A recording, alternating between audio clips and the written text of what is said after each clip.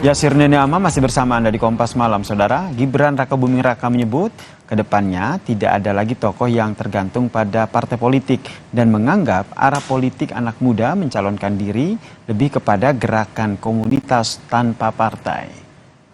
Hal ini disampaikan oleh Wali Kota Solo, Gibran Rakabuming Raka sekaligus cawapres ini di depan relawannya di Solo, Jawa Tengah. Gibran menegaskan saat ini fokus para relawan adalah Pilgub dan juga Pilkada.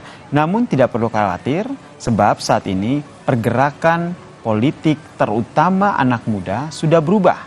Putra sulung Presiden Joko Widodo ini bilang bahwa arah politik anak muda mencalonkan diri ke depannya lebih fokus pada gerakan komunitas dan tidak lagi tergantung pada partai politik.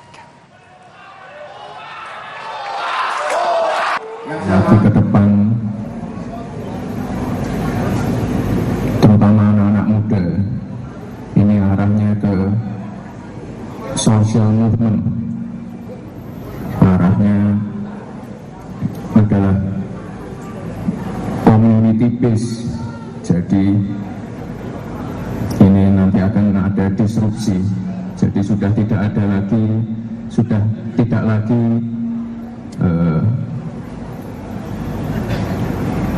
seorang calon ataupun tokoh itu nanti ketergantungan pada partai.